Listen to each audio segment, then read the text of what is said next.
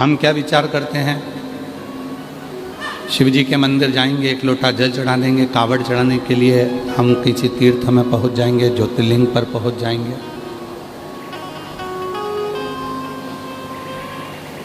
पर शिव महापुराण की कथा कहती है शिव को प्राप्त करने का सबसे सुंदर यदि कोई साधन है तो भगवान शिव की शिव महापुराण की कथा को श्रवण करने बैठ जाओ, उससे सुंदर कोई साधन हो ही नहीं सकता।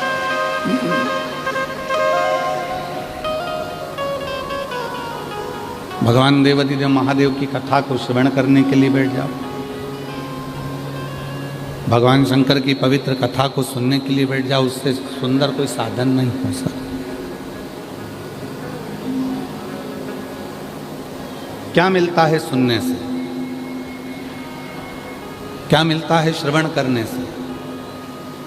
तो कहा जब मनुष्य शिव के मंदिर में प्रवेश करता,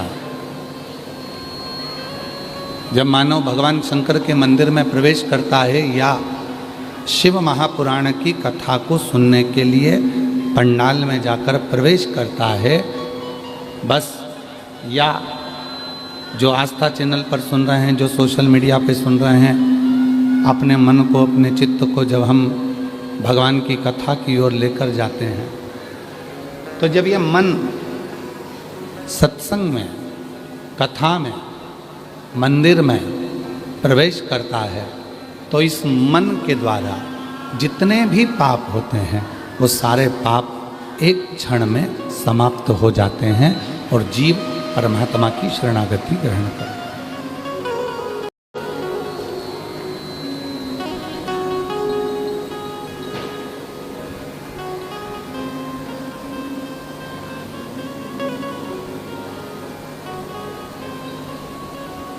और शंभू शरणे पड़ी मांगो घड़ी रे घड़ी, दुख काटो दया करी दर्शन आपो। शंभु शरण पड़ी मांगो घड़ी रे घड़ी, दुख काटो दया करी दर्शन आपो। शंभु शरण पड़ी मांगो घड़ी रे घड़ी, दुख काटो दया करी दर्शन आपो। सत्संग में, मंदिर में, भगवान की शरणागति में कौन जाता है? किसको भगवान अपनी शरणागति में बुलाता है?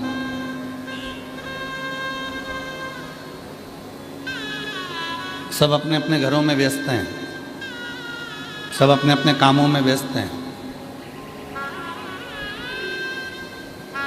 कोई अपनी फैक्ट्री पर है, कोई अपनी दुकान पर है, कोई अपने व्यापार पर है, कोई अपने कार्य में लगा हुआ है।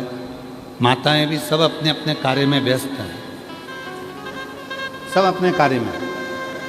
पर यदि आप सूचना मिलने पर कि हमारे भिलाई में जयंती स्टेडियम में शिव महापुराण की कथा चल रही है, सूचना मिली, सबको मिली, पर इतने बड़े भिलाई में से भगवान उसी को अपने पंडाल में बुलाता है जो भगवान का रिश्तेदार होता है, शिव का रिश्तेदार। शिव का कोई संबंध उसका पुराना है।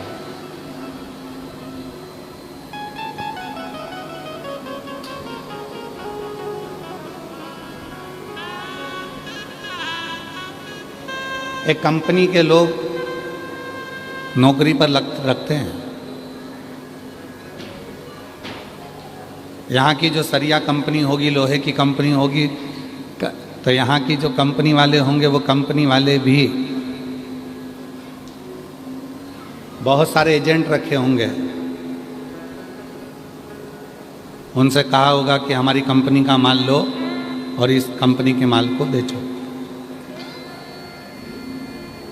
सीमेंट की कंपनी वाला है तो वो भी बेचता है, कपड़े वाला है तो वो भी बेचता है, लोहे वाला है तो वो भी बेचता है। सबने अपनी अपनी कंपनी बनाई है और उस कंपनी का माल सब बेच रहे। पर हर दुकान पर वो कंपनी का माल नहीं मिलेगा। कोई कोई दुकान ऐसी चिन्हित कर दी जाती है कि कंपनी का माल आपको यहाँ प्राप्त हो। उसी तरह भगवान देवाधिदेव महादेव ने भी आपको और हमको, जितने भी ये लाखों करोड़ों जितने भी शिव भक्त संसार में हैं, जो भगवान शंकर को एक लोटा जल चढ़ा रहे हैं, जो शिव के मंदिर जा रहे हैं, जो शिव पुराण सुन रहे हैं, या जिनका मन शंकर जी में लगा हुआ है, जो शिव को किसी भी रूप में भजते हैं, ये निश्चित है कि आप और हम उन शिव की कंपनी के हैं और उसकी कंपनी का कार्य चल रहा है। उसकी कंपनी क्या कर रहे हैं संसार सागर में आकर? आप और हम क्या कर रहे हैं? और हमें विश्वास है जितनी छत्तीसगढ़ की मेरी जीजियाँ बैठी हैं, जितनी छत्तीसगढ़ के मेरे जीजा बैठे हैं, जितनी बेटियाँ बैठी हैं, जितने बेटा बैठे हैं, जितने मेरे बुजुर्ग माँ बाप बैठे हैं, हमें भरोसा है, पूरा विश्वास है। आप जितनी कथा यहाँ से श्रवण कर कर जाते हो, उस कथा में से 7 दिन की कथा में से कुछ कथा अपने जीवन में ऐसी उतार लेते हो कि जब किसी की ज़िंदगी में दुख तकलीफ आता है तो आप वो कथा उसको बता देते हो और उसको फायदा मिल जाता है। समझो आप शंकर के गण हो और शिव का गण ही कोई मार्ग बता रहा है।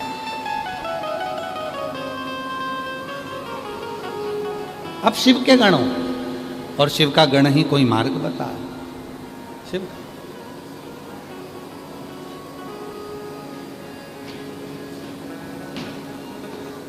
कितनी परीक्षा लेता है बाबा। हम गाड़ी में आ रहे थे तो श्री दया सिंह जी से हम कह रहे थे कि दया सिंह जी, भोले बाबा बिना परीक्षा के कोई कार्य होने नहीं देता है। तो दया सिंह जी कह रहे थे, गुरुजी जब से कथा चालू हुई है तब से रोज प्रतिदिन पानी की झड़ लगी पड़ी हुई है, पानी की। तो हम उनसे कह रहे थे कि दया सिंह जी, कोई पुण्याई होती है तब अपने क्षेत्र में जलवृष्टि अच्छी होती है। ये तुम्हारी पुण्याई है और इन शिव भक्तों की पुण्याई, जो इतनी जलवृष्टि हो रही है, ये शिव की उदारता, ये शिव की कृपा। और परीक्षा कितनी है? हम आपसे पूछें, जरा उत्तर देना, जितने भी छत्तीसगढ़ वासी बैठे हैं और जितने भी भिलाई के लोग हैं, बाहर से आए हुए लोग बैठे, जितने शिव भक्त बैठे हैं, उत्तर दोगे? बोलो तो। तुम्हारे घर में शादी है, बारात आ रही है, बारात में 60 लोग हैं, 70 लोग हैं, 100 लोग हैं, पत्रिका बाटी है, 300 आदमी का खाना है, 300 आदमी का भोजन है, और तुमने पूरी तैयारी करी और उसी दिन पानी धड़ धड़ा के आ जाए। अब 300 तो तुम्हारे मेहमान आने वाले, 100 बाराती, 60 घराती घर के लोग, और पानी केकी में रुकू नहीं। विचार करिएगा, व्यवस्था ठीक हो सकती है क्या? जम के बोलो जरा। नहीं। पर मैं भिलाई क्षेत्र के कलेक्टर, एसपी, एसएसपी और यहाँ के सभी अधिकारियों को और बोलबम सेवा समिति को और दया सिंह जी को साधुवाद देता हूँ कि 2 दिन से लगातार 1 मिनट के लिए पानी बंद नहीं हो रहा, उसके बाद भी व्यवस्था भगवान की कृपा से सुचारू चल रही है।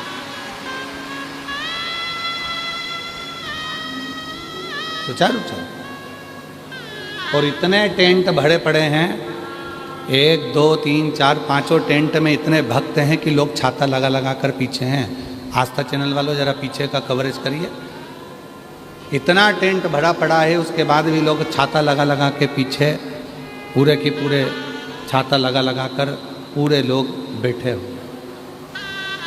टेंट भरे होने के बाद लोग छाता लगा लगा के चारों तरफ बैठे हुए। ये शिव और ये भक्ति, तुम्हारा समर्पण, तुम्हारा स्मरण, तुम्हारा कीर्तन, तुम्हारा मंत्र जाप, ये खाली नहीं जाता, ये खाली नहीं जाता।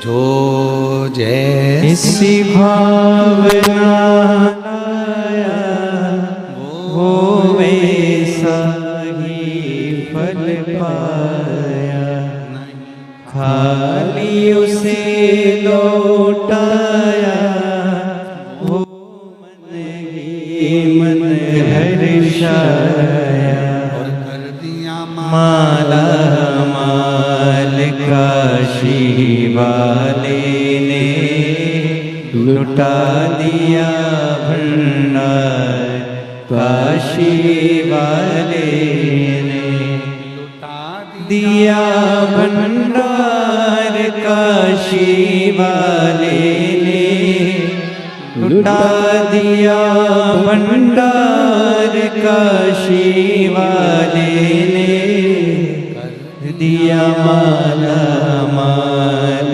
काशी वाले ने लुटा दिया भंडार, काशी वाले ने।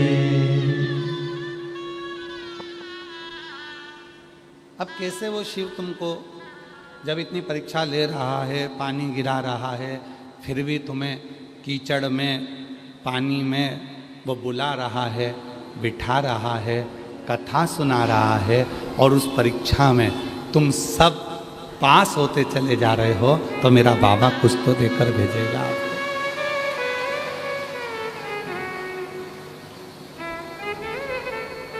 कुछ तो कृपा करेगा वो आप पर, कुछ तो करुणा करेगा वो आप पर। स्वयं माता पार्वती जी ने भी चंचुला देवी से यह प्रश्न किया।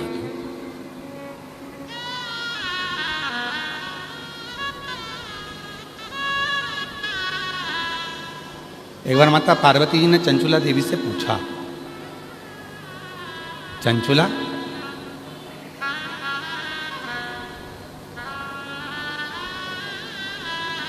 तो यहां तक कैसे पहुंची? ये कैलाश तक, शिवधाम तक, भगवान शंकर के इस पवित्र कैलाश धाम तक तो कोई पहुंच नहीं सकता। चंचुला तू कैसे पहुंच गई? साउंड वाले 5वें नंबर के पंडाल में पीछे जाइए और वहां थोड़ा लोग खड़े हैं, हाथ हिला रहे हैं, जरा कर देखिए।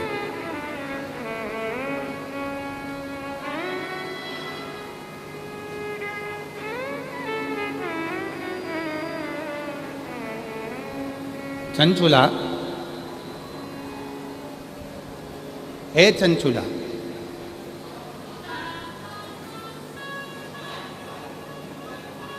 क्यों? कौन ने कटवाया? चालू कर दो उसको। चंचुला, मुझे एक बात समझ में नहीं आती कि तो कैलाश धाम तक, भगवान शिव के इस धाम तक तू कैसे पहुंच गई? भगवान शंकर के इस पवित्र धाम तक तू पहुंची कैसे? क्या करा तूने?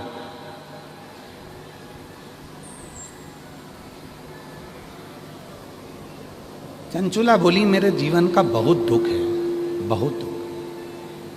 कोई छोटा मोटा दुख मेरी जिंदगी का नहीं है, मेरे जीवन में बहुत दुख है, बहुत तकलीफ। और कल कथा में कहा था, जूते की दुकान पर एक जूता नहीं बिकता है, जूते की दुकान पर जोड़ी से जूता बिकता है। 8 नंबर का जूता लोगे तो 2 ही जूते मिलेंगे, एक इस पाँव का, एक इस पाँव। उसी तरह जीवन में जब हम जन्म लिए हैं तो हमारी जिंदगी में दो ही चीजें हैं, एक सुख और एक दुख। और ये दोनों चीजें हमारे साथ में सब में चलती हैं।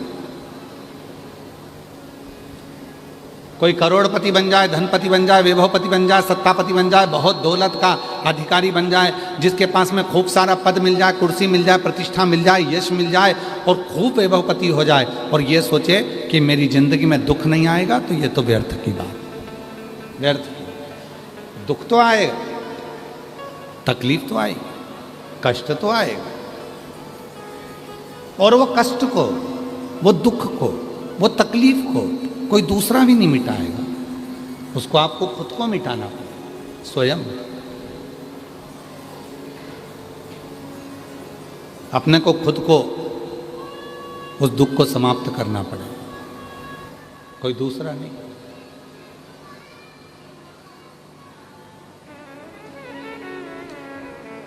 कल हम शाम को जब अग्रसेन भवन में जब पहुंचे, जहां रुके हैं भिलाई में, तो वहाँ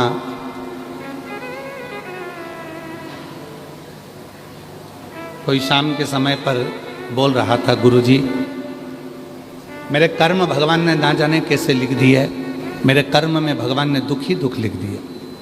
हमने कहा देखो भैया, आप कह रहे हो कि भगवान ने आपका कर्म लिखा है, पर सही मायने में तो यह है कि अपना कर्म परमात्मा कभी नहीं लिखता, अपना कर्म अपन खुद लिखते हैं। हमने जो पूर्व में करा होता है वो हम आज पढ़ रहे हैं, और जो आज कर कर जाएंगे वो हमें अगले जन्म में पढ़ना है।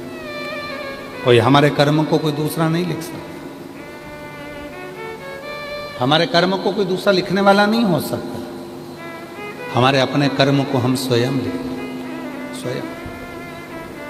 इसलिए आपको कल भी कहा था कि मत बुरे कर्म कर बंदे वरना पछताएगा, भगवान की आँखों से तो बच नहीं पाएगा, तू बच नहीं पाएगा। अरे ओ अज्ञानी मत करना दानी, अरे ओ अज्ञानी मत करना दानी।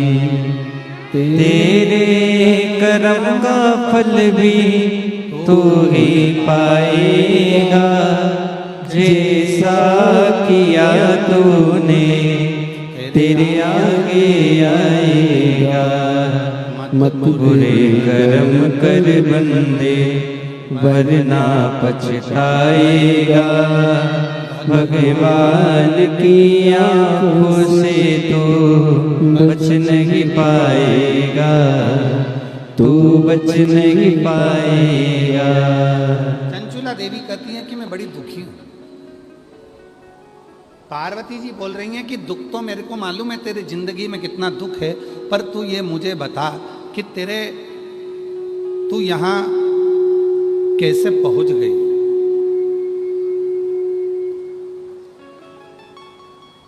तो यहां पर पहुंची कैसे?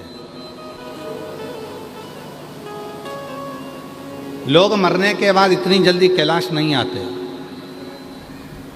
लोग मरने के बाद इतनी जल्दी कैलाश पर्वत पर शिव के धाम में नहीं आते। डीले कम कर दो थोड़ा।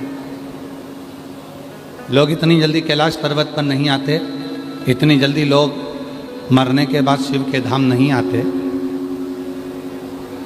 तुम इतनी जल्दी शिव के धाम कैसे आ गए?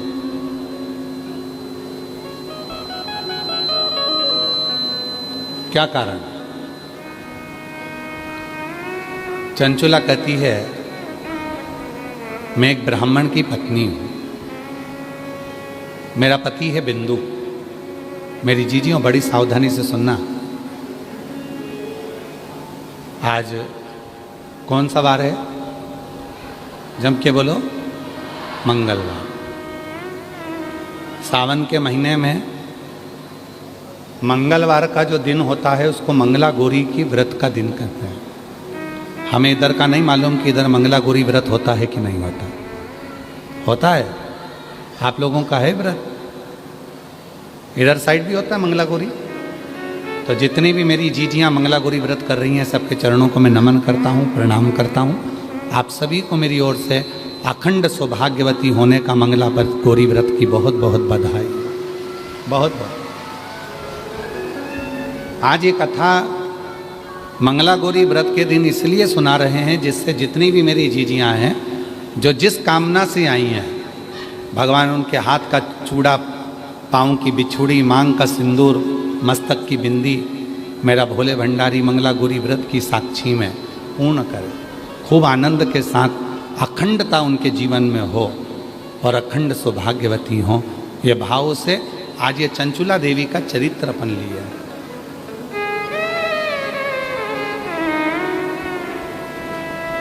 कौन? अच्छा, ठीक है।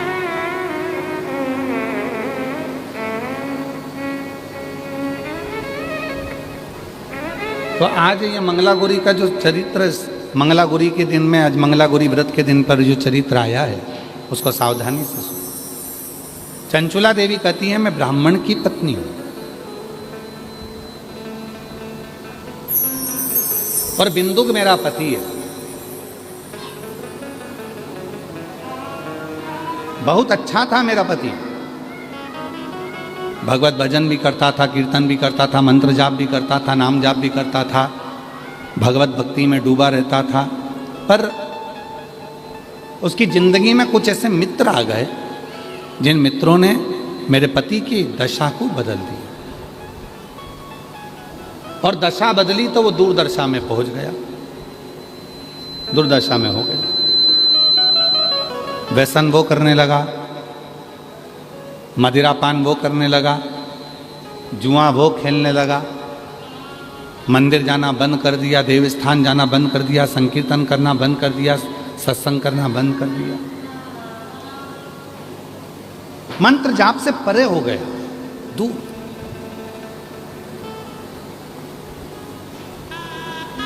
आखिरी में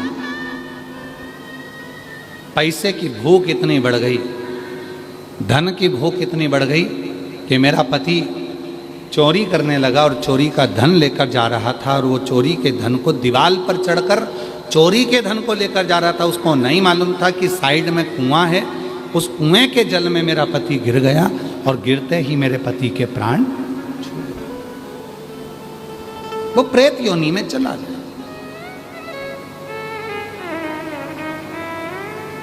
जीजियों,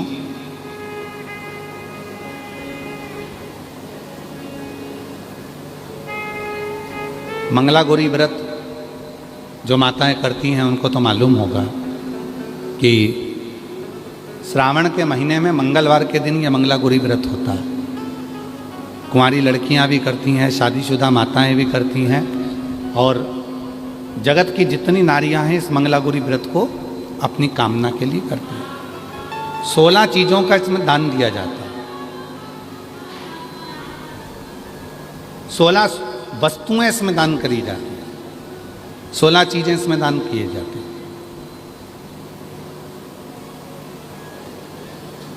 चंचुला देवी ने जैसे ही देखा कि मेरा पति प्रेत योनि में पड़ गया और इस प्रेत योनि में पड़ने के बाद इसकी गति नहीं हो, इसकी गति नहीं हो सकती, अब इसको प्रेत योनि से मैं मुक्त कैसे करूं? मैं क्या करूं? मैं क्या करूं कि ये प्रेत योनि से मुक्त हो जाए?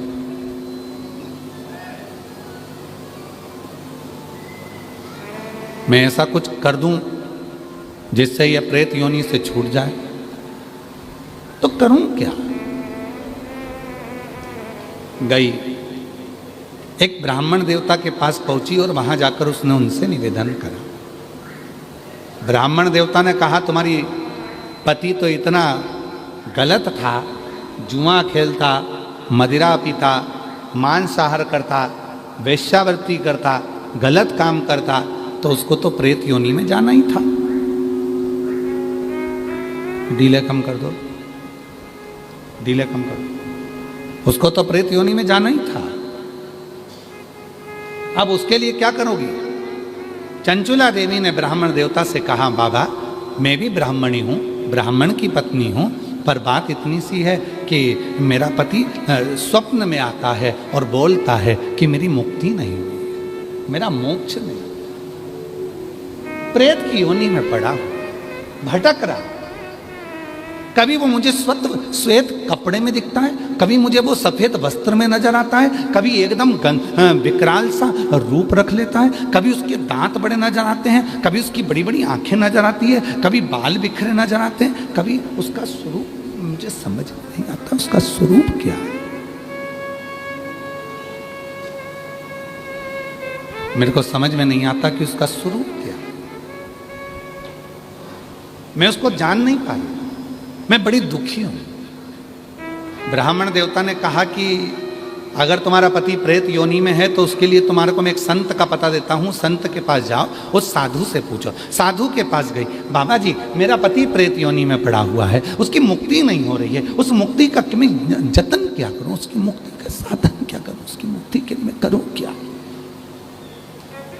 उसकी मुक्ति के उपाय क्या करूं। शंभु शंभु शंभु शंभु शंभु शंभु शंभु, उसकी मुक्ति का मैं यत्न क्या करूं, उसकी मुक्ति का उपाय क्या करूं। शंभु शंभु शंभु शंभु शंभु शंभु, उसकी मुक्ति का मैं यत्न क्या करूं, उसकी मुक्ति का मैं उपाय क्या करूं, क्या उपाय करूं, क्या यत्न। आप जो बताएं मैं यत्न करने को तैयार, मैं उपाय करने को तैयार, आप जो उपाय बोलोगे मैं वो उपाय कर लूंगा। संत ने कहा,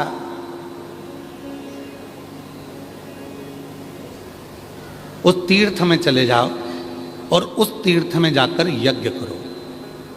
वो यज्ञ 11 दिन तक चलना चाहिए, और 11 दिन तक अगर वो यज्ञ चलेगा और उस यज्ञ में तेरे पति को मुक्ति मिल जाए। एक यज्ञ करवा लिया चंचुला देवी ने, पर पति को मुक्ति नहीं। आज ये चरित्र निकला है तो मेरी जितनी जीजियां बैठी हैं कि चंचुला देवी ने श्रावण के महीने में जो मंगला गौरी व्रत का जो कर्म यहाँ पर वर्णन आता है, बड़ी प्रेम की कथा है, आप बहुत सावधानी से सुनिएगा। संसार की पहली स्त्री थी चंचुला देवी, संसार की पहली नारी थी चंचुला देवी, जिसका पति मर गया था, प्रेत योनि में पड़ गया था, और प्रेत योनि में पड़ने के बाद भी चंचुला देवी वेधव्य होने के बाद, विधवा होने के बाद मंगला गौरी की कृपा से, शिव की कृपा से, मां जगतजननी की कृपा से वापिस अखंड सौभाग्यवती हुई थी और पति के लोक को चली गई। आज संपूर्ण देशवासी जितने आस्था चैनल पर सुन रहे हैं, जितने फेसबुक यूट्यूब पर सुन रहे हैं, जितने सोशल मीडिया पर सुन रहे हैं, और जितने इस भिलाई जयंती स्टेडियम की पवित्र धरा पर कथा को श्रवण कर रहे हैं, अपने जीवन में उतारिएगा। आज की कथा आपके जीवन को सुख प्रदान करने वाली, आपके जीवन को लाभान्वित करने वाली।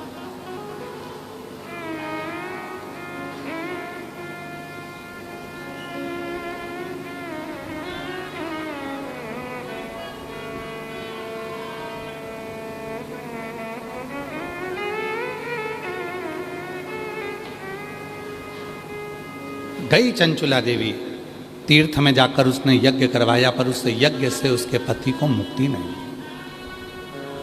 पति फिर दर्शन दिया, और अब की बार पति आया तो वो एक छोटे से सर्प के रूप में उसके कक्ष में आ गया, और कक्ष में आकर उसके जिस जगह पर वो जिस स्थान पर सोती थी, उसी स्थान के कोने में वो बैठा। एक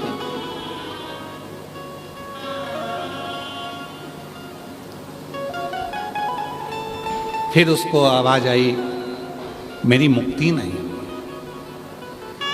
मेरी मुक्ति नहीं।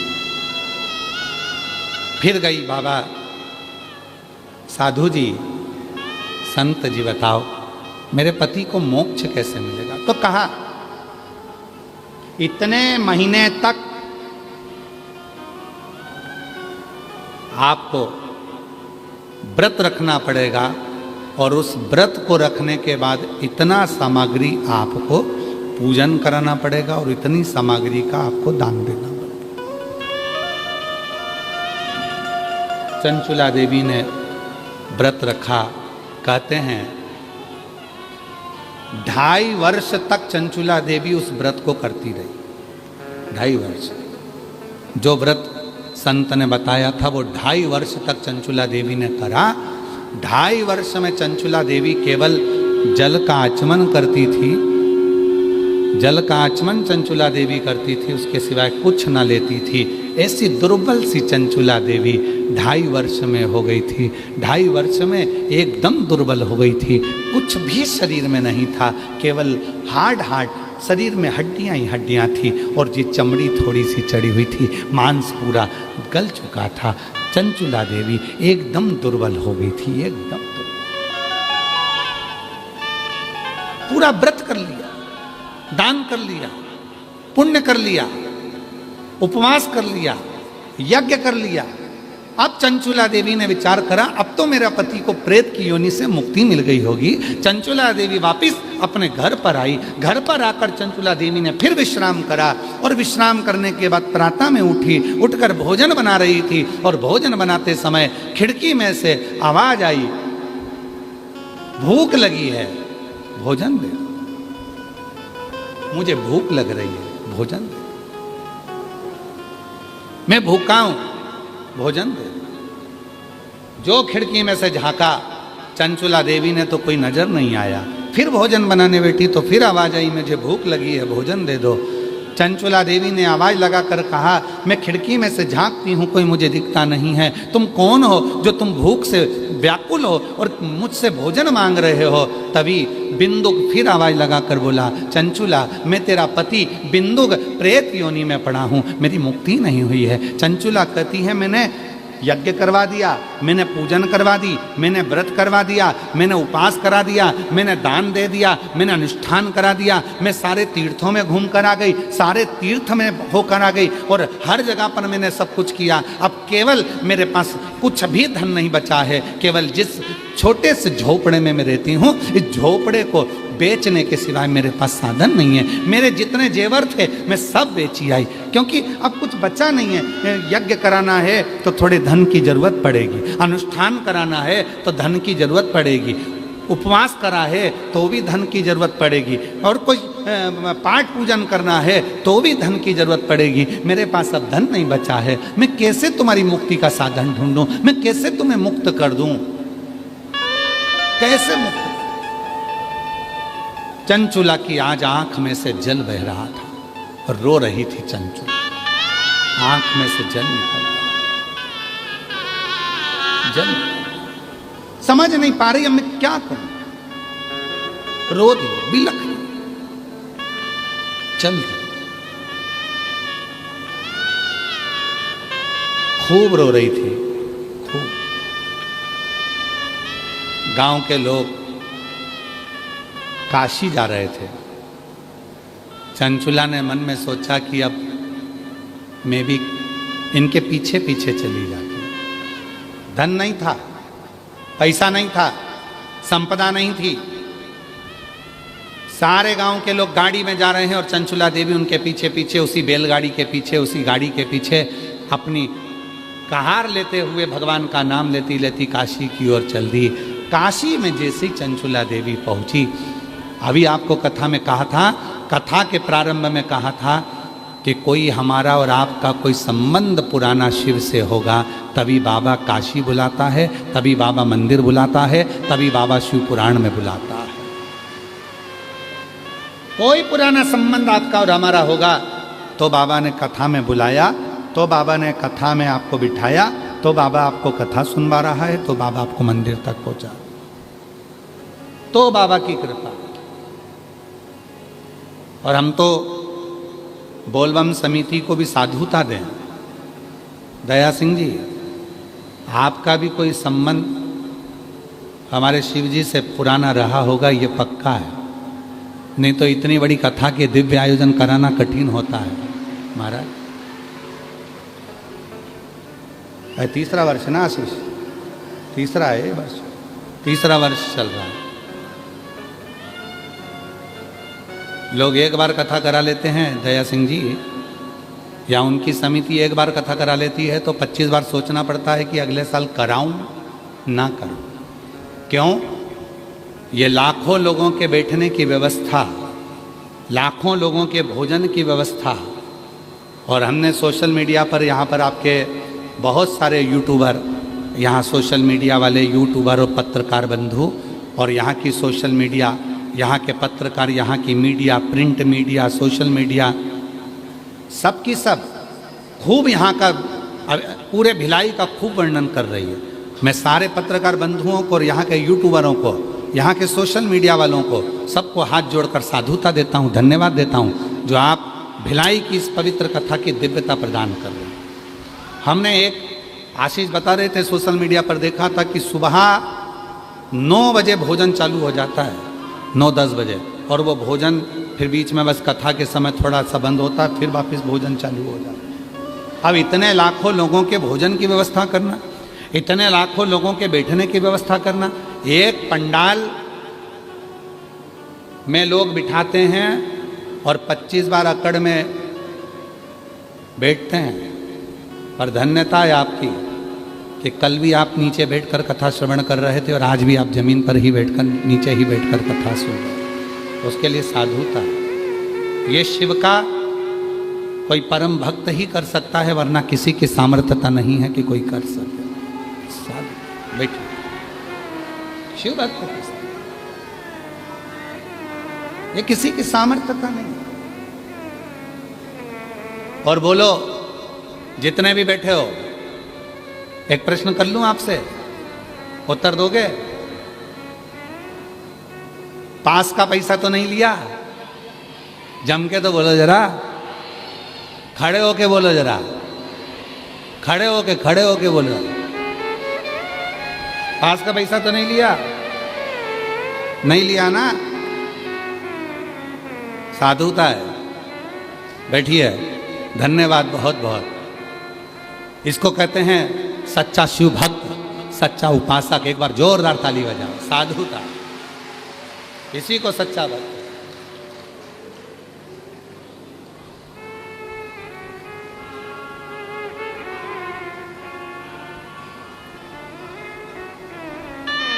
कथा, सत्संग व्यापार की वस्तु नहीं है, व्यापार की वस्तु नहीं है। कई लोग तो ऐसे भी हैं जो हमारा ही नाम लेकर धन भी ले लेते हैं। तो कथा, सत्संग, संकीर्तन व्यापार की वस्तु नहीं है, ये भगवान की अविरल भक्ति है। भक्ति।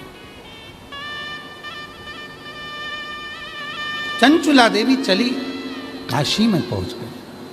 काशी पीछे पीछे जा रही, सारे गांव के लोग जा रहे थे, सारे गांव के लोग के साथ में पीछे पीछे पीछे पीछे।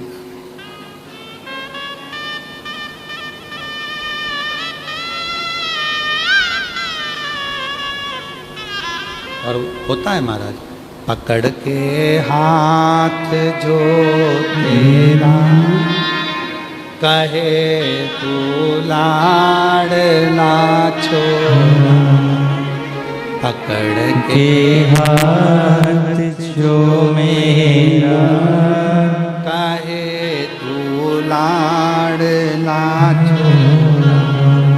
अभी सब साथ हैं तेरे, आगे होने को धोखा है। शिव भज लो, शिव भज लो, अभी भजने का मौका है। शिव भज लो, शिव भज लो, अभी भजने का मौका है। अभी भजने का मौका है, अभी भजने का मौका है। अभी भजने का मौका है, अभी भजने का मौका है। शिव भज लो, शिव भज लो, अभी भजने का मौका है। बोलो बोलो। शिव भज लो, शिव भज लो, अभी भजने का मौका है। अभी भजने का मौका है, अभी भजने का मौका है। अभी भजने का मौका है, अभी भजने का मौका है। अभी भजने का मौका है, अभी भजने का मौका है। अभी भजने का मौका है, अभी भजने का मौका है। शिव भज लो, शिव भज लो, अभी भजने का मौका है। शिव भज लो, शिव भज लो, अभी भजने का मौका है। नहीं नाते हुए तेरे, नहीं रिश्ते ते होवे तेरे, नहीं नाते होवे तेरे, नहीं रिश्ते होवे तेरे। नहीं नाते होवे तेरे, नहीं रिश्ते होवे तेरे। नहीं नाते हुए तेरे, नहीं रिश्ते हुए तेरे। शिव भज लो, शिव भज लो, अभी भजने का मौका है। शिव भज लो, शिव भज लो, अभी भजने का मौका है। नहीं मौका ये फिर आए, जिभ्या से शिव निकल जाए। नहीं मौका ये फिर आए, जिभ्या से शिव आ जाए। शिव भज लो, शिव भज लो, अभी भजने का मौका है। बोलो बोलो। शिव भज लो, शिव भज लो, अभी भजने का मौका है। मौका दूसरी बार नहीं आएगा। चंचुला देवी चली काशी में, जितने गांव के लोग थे सब काशी जा रहे थे। चंचुला पैदल पैदल चली जा रही थी। मुझे भी जाना है, मुझे भी जाना है, मुझे भी जाना है, मुझे भी।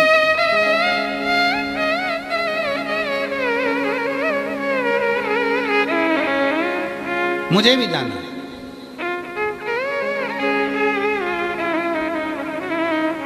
एक यूट्यूबर ने भिलाई जयंती स्टेडियम का एक वीडियो डाला है।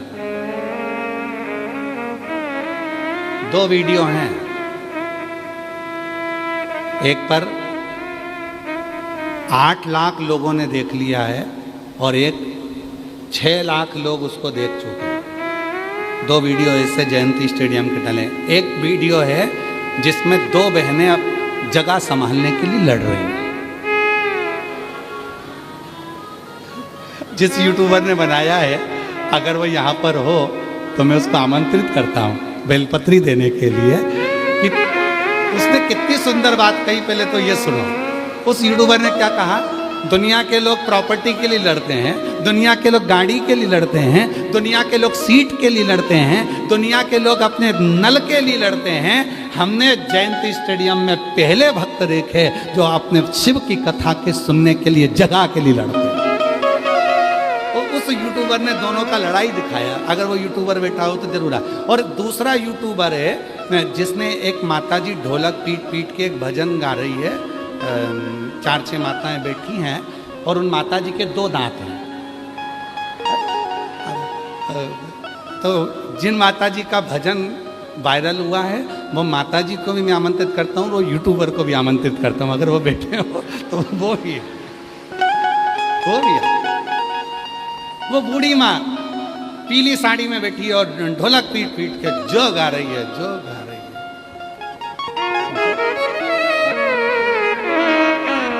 तो वो माँ अगर बैठी हो तो वो भी, और वो यूट्यूबर बैठा हो जिसने वो यूट्यूब पे डाला है, उस यूट्यूबर को मैं साधु का आए।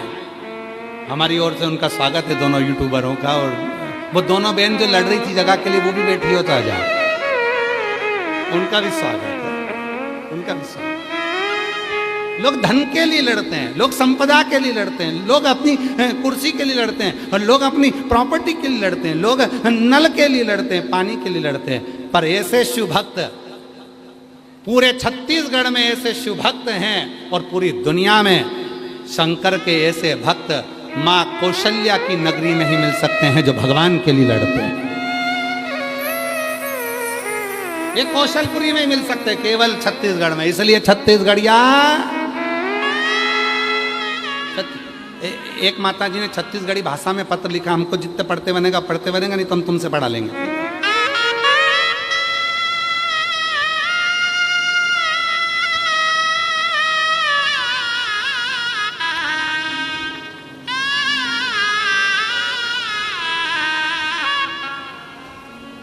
देखो, हमारी गलती मत देखना हो, अगर हम कोई शब्द गड़बड़ हो जाए तो क्षमा करिएगा, ठीक है। पर हम प्रयास करेंगे। छत्तीसगढ़िया में पत्र उन्होंने लिखा है, तो हम भी उनके भाई हैं तो पढ़ के तो देखें एक बार, ठीक है। मोर नाम लीलेश्वरी बाई साहू है, आउ मोर पति के नाम चमन लाल साहू है। गांव मुंडपार, सुरगी, जिला राजनांदगांव, छत्तीसगढ़। कहीं बैठी हों तो आ सकती हैं, हाथ हिला सकती हैं। बाबा में 1 लोटा जल के काय कहो, बाबा आज मैं जाने गुरुजी मैं व्यास पीठ के पांव परत हो। गुरुजी मैं आज बहुत खुश हो, गुरुजी आज भिलाई छत्तीसगढ़ के वाह कथा आए, मोर घर में बहुत परेशानी रही से। हमार घर का खपरा छानी वाला रही से, खपरा छानी वाला रही से मतलब घर जो है खपरा वाला, कबीलू वाला है ना, ठीक है। खपरा छानी रहीस रही है। गुरुजी हमार घर के सबो जन मंदिर में 1 लोटा जल चढ़ाए बर जाए।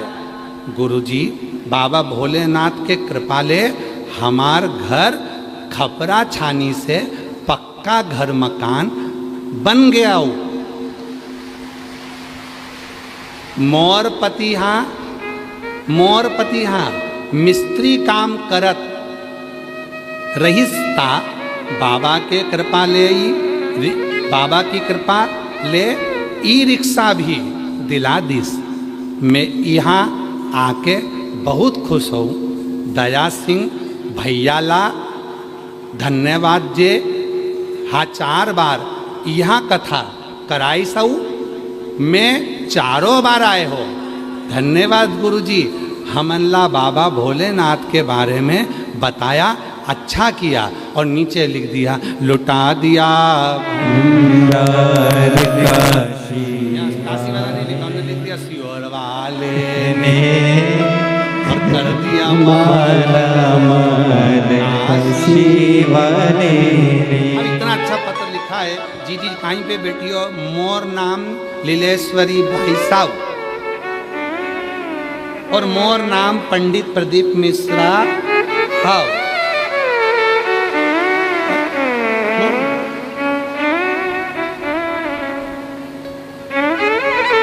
इसमें लिखा है मोर पति को नाम चमनलाल साहू, मोर पत्नी को नाम सो जिज्ञासा मिश्रा। आओ, गांव मुंडपार सुरगी, मोर गांव सियोर।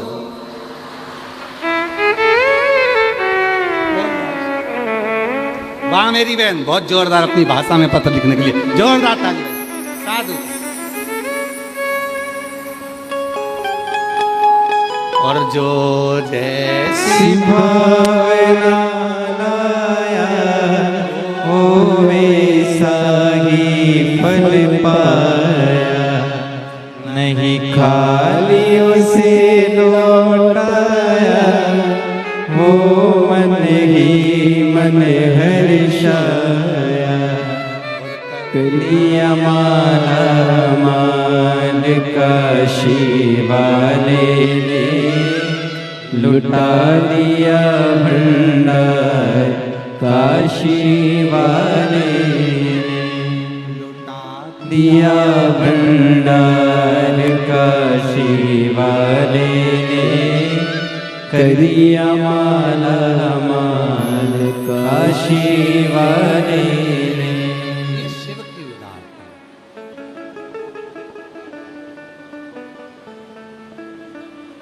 ये शंकर की उदारता, और शिव की उदारता के बिना कुछ भी नहीं।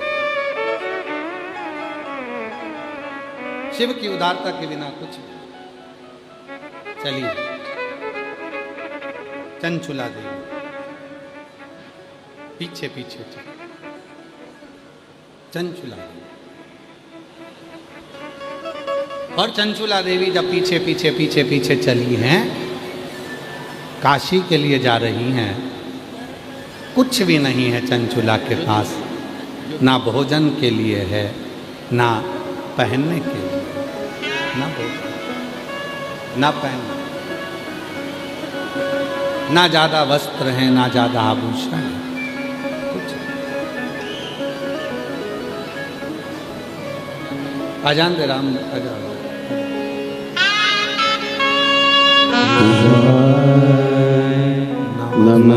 नमस्तुभ्यं श्री शिवाय, नमस्तुभ्यं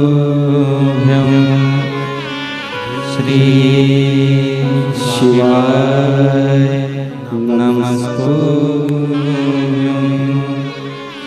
श्री शिवाय, नमस्तुभ्यं श्री शिवाय, नमस्तुभ्यं। सब दुख काटू भोला, सब दुख काटू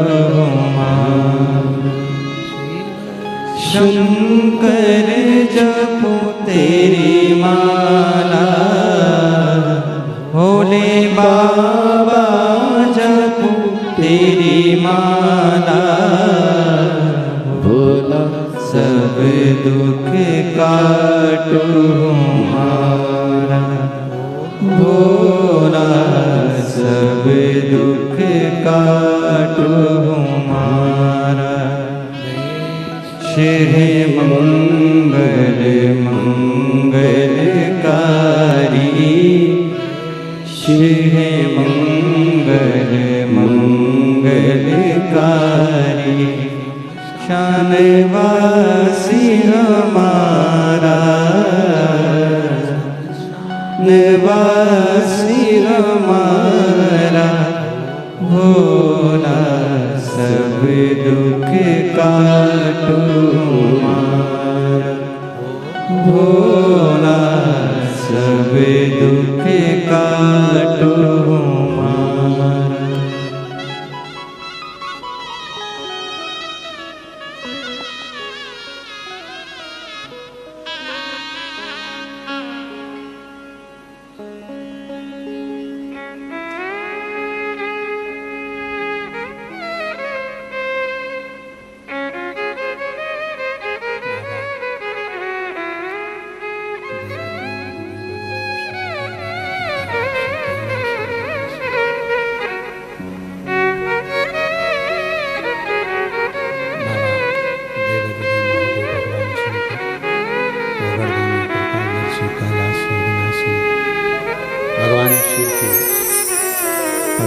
कथा कर रही है, शिव पुराण कर रही है, भगवान शंकर की पवित्र कथा कर रही है, शिव तत्व कह रहा है, बाबा की पवित्र कथा कर रही है, शिव तत्व कह रहा है, शंकर जी की कथा वर्णन कर रही है।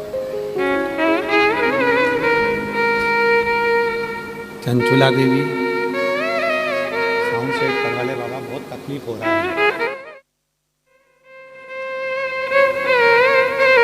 चंचुला देवी भगवान विश्वनाथ जी की भूमि पर चल दी। सारा गांव का लोग विश्वनाथ जी की पवित्र धरा पर जा रहा है। चंचुला देवी ने और चंचुला देवी जैसे ही काशी में गई, घाट पर बैठकर गंगा जी के तट पर आंसू बहा रही। नैनों में जल था।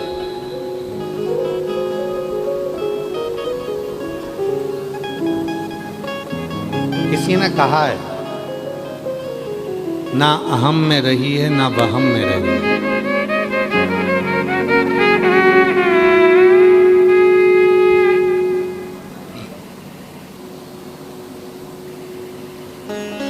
ना अहम में रही है ना वहम में रही है, बन सके तो विश्वनाथ की शरण में रही है।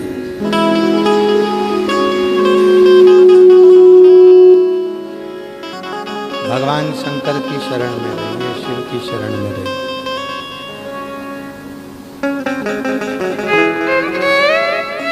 भीतर का अहम भी बुरा है और फालतू का वहम भी बुरा है।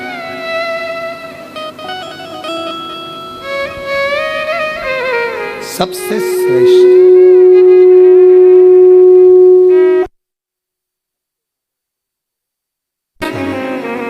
भगवान शंकर की शरण, भगवान शिव की अविरल भक्ति, भगवान शंकर का भजन, भगवान शंकर का स्मरण, भगवान शंकर की अविरल भक्ति, उनका मंत्र जाप, उनका नाम जाप, उनका कीर्तन।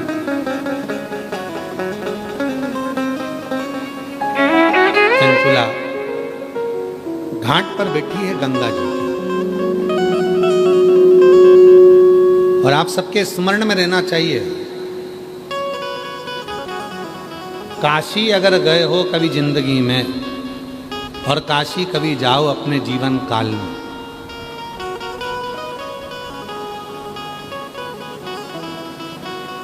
तो काशी के गंगा के घाट पर मां गंगा की शरणागति में 2 क्षण यदि आप बैठे हो, क्यों?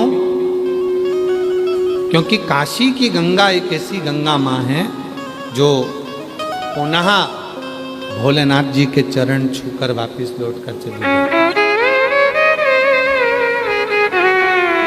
पुनः चरण छूकर वापस लौट कर काशी की गंगा पुनः चरण छूकर वापस लौट कर चली गई काशी की। वहां जब जाओ 2 क्षण मां गंगा के तट पर 2 क्षण,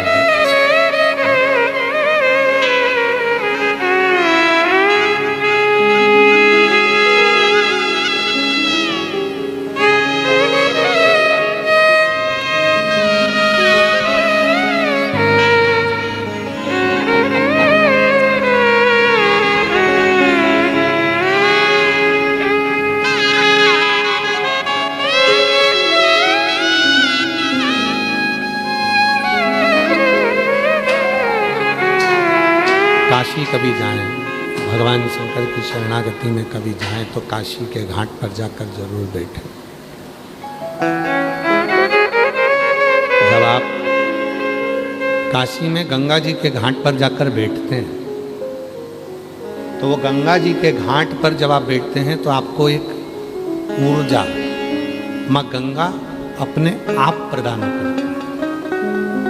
आप सबको मालूम होगा कि हरिद्वार से गंगा जी का जल लाया जाता है, प्रयाग से गंगा जी का जल लाया जाता है, ऋषिकेश से गंगा जी का जल लाया जाता है, गंगोत्री से गंगा जी का जल लाया जाता है, गंगा सागर से भी गंगा का जल लाया जाता है, पर केवल गंगा जल एक जगह से नहीं लाया जाता, वो काशी से नहीं लाया जाता। काशी से गंगा का जल लेकर नहीं आता। क्यों? क्योंकि वो अभिमुक्त ईश्वर मेरे बाबा विश्वनाथ की धरा है, अभिमुक्त नहीं। वहां लोग मोक्ष के लिए जाते हैं, मुक्ति के लिए। चंचुला देवी भी काशी के गंगा जी के घाट पर पहुंच गए, और काशी के गंगा जी के घाट पर चंचुला देवी पहुंची, और मां चंचुला देवी घाट पर बैठकर रो रही है, आंख से आंसू निकल रहे, नयन से जल गए, आंख से आंसू। रोज आती, रोज बैठती, रोज रोती।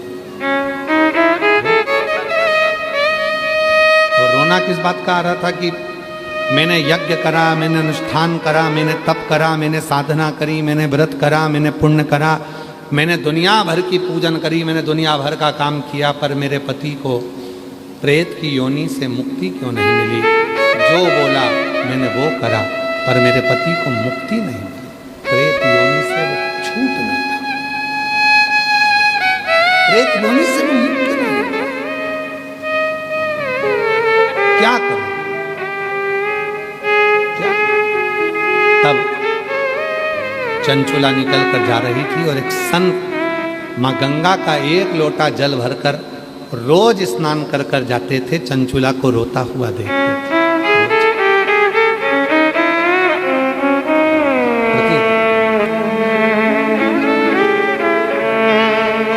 और शिव पुराण की कथा कहती है, भगवान शंकर का चरित्र कहता है, शिव तत्व कहता है, शंकर जी की कथा कहती है, शिव पुराण कहता है कि मेरा ओघड़दानी, मेरा शिव, मेरा त्रिकालदर्शी, मेरा कैलाशी, मेरा अविनाशी किसी की आंख में आंसू नहीं देख सकता।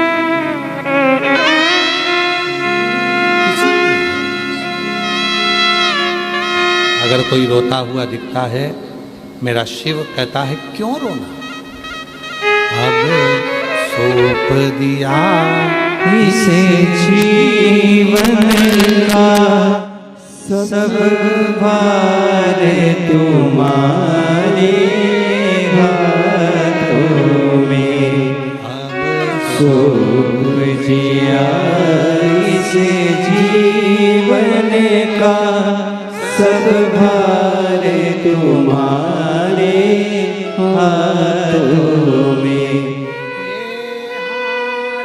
तुम्हारे हाथों में, जीत तुम्हारे हाथों में, हार तुम्हारे हाथों में, और जीत तुम्हारे हाथों में। अब सौंप दिया इसे जीवन का सब भार तुम्हारे हाथों में, अब सौंप दिया इसे जीवन का सब भार तुम्हारे हाथों में। शिव कथा कह रही है, भगवान शंकर का चरित्र कथा है, महाराज भगवान शिव की पवित्र कथा वर्णन कर रही है। गला खींच रहा है हमारा बहुत ज्यादा। शिव महापुराण की कथा कर रही है, भगवान शंकर का चरित्र कर रहा है, शिव तत्व कर रहा है, शिव पुराण कह रही है, भगवान शिव का पवित्र चरित्र कर रहा है। चंचुला देवी को रोता हुआ देखा, चंचुला देवी शंभो शंभो शंभो शंभो शंभो शंभो।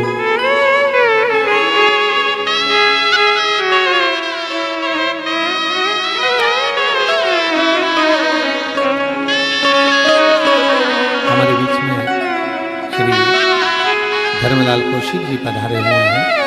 उन्होंने कहा रहे हैं। एक बार जोरदार ताली बजाकर बहुत बहुत साधुवाद।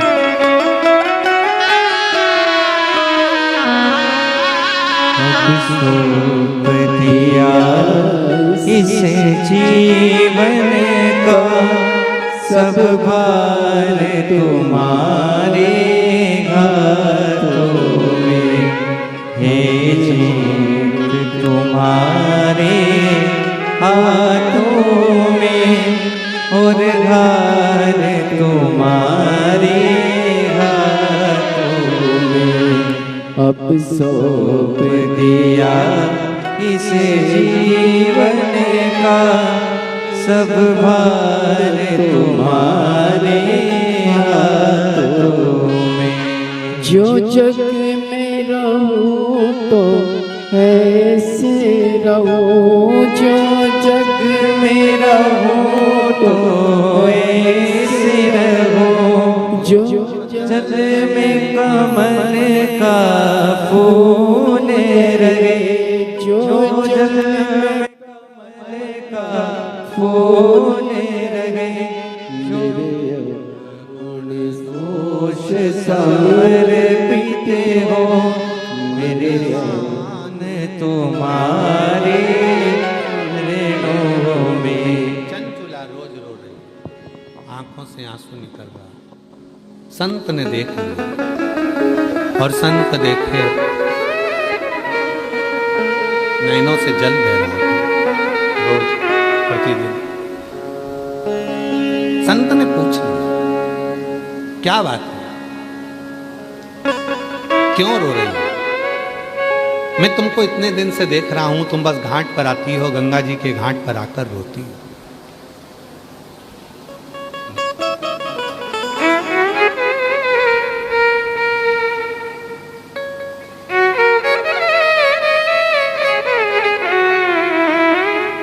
मैं तुमको इतने दिनों से देख रहा हूं, तुम गंगा जी के घाट पर आती हो, बैठती हो, रोती हो, बात क्या है बेटा, क्या हुआ? कोई शिव का भक्त,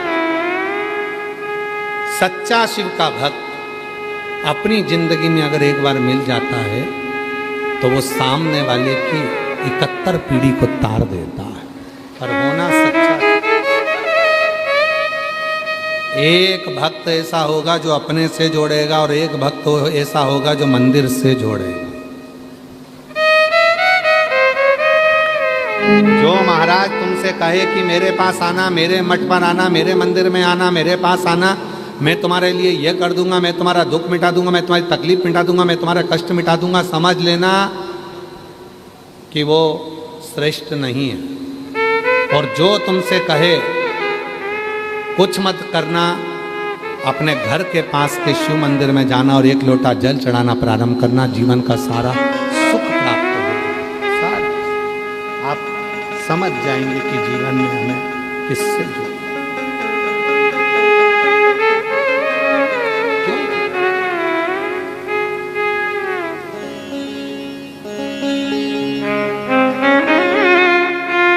सच्चा शिव भक्त।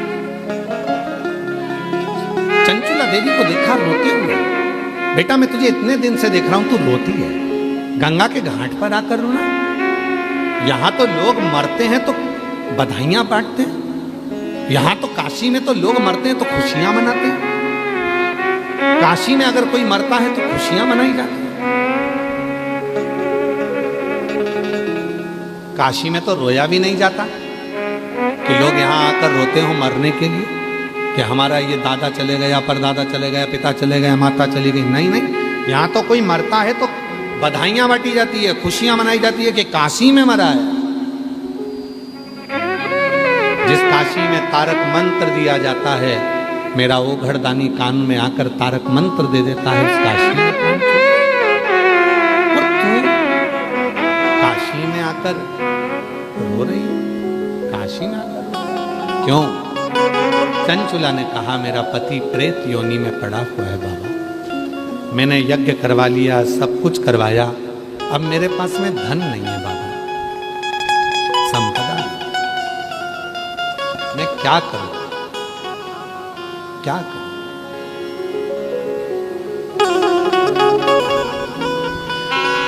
क्या करूं? कहते हैं एक हफ्ते तक कहीं पर यज्ञ चले, एक महीने तक कहीं पर यज्ञ चले, एक हफ्ते तक कहीं पर यज्ञ चले, एक महीने तक यज्ञ चले, 6 महीने तक पूजन चले,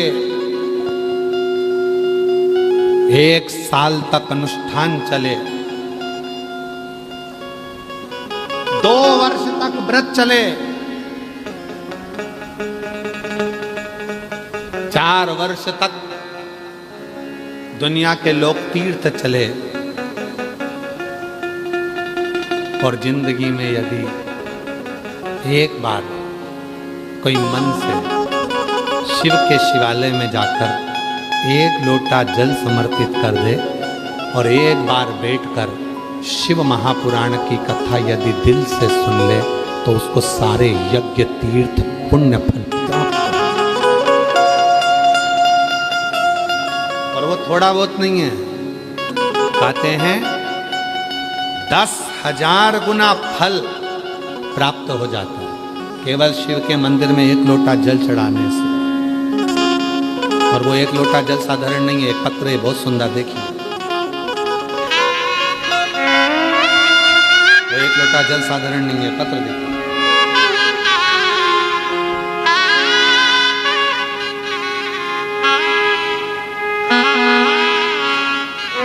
श्री शिवाय नमस्तुभ्यम, कोटिशाह प्रणाम।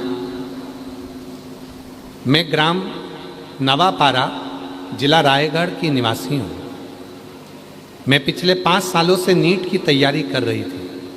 उसी बीच कोरोना आया, तब घर में रहकर पढ़ाई करी थी।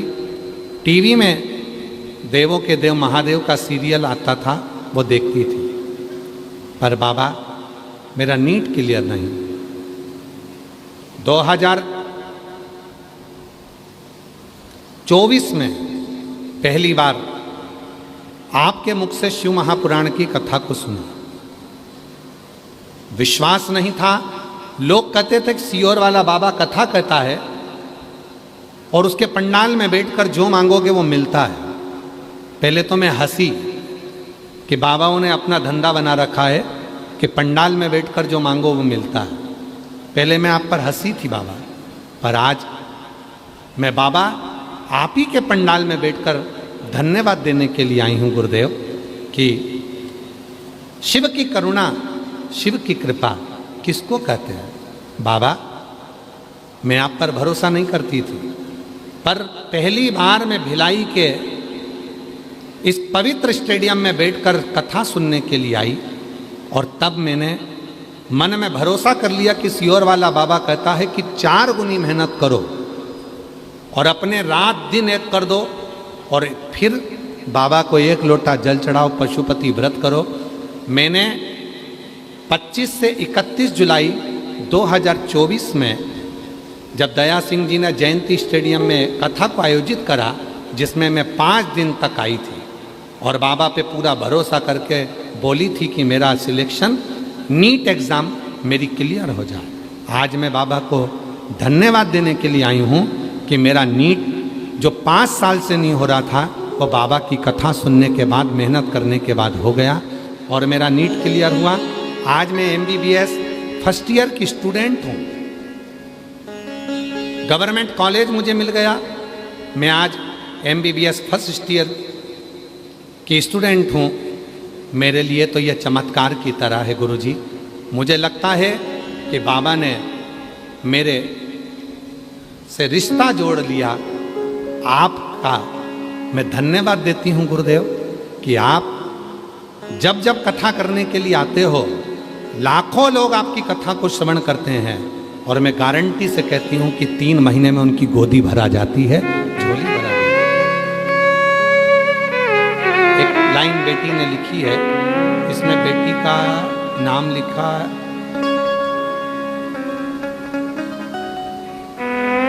ग्राम नवापारा, जिला रायगढ़ लिखा है और नाम इसमें बेटी का है नहीं। अगर कहीं बैठी हो जिन्होंने ये आप ही हो बेटा, आ जाओ आ जाओ आ जाओ, एक बार वापिस हाथ हिला दे, वापिस हाथ हिला दे एक बार। हाँ ठीक है, आ जाओ आ जाओ। एक लाइन लिखी है उस बेटी ने, मैंने सारे सहारे छोड़ दिए, एक तेरा सहारा बाकी। बड़ा सुंदर है गुरुजी।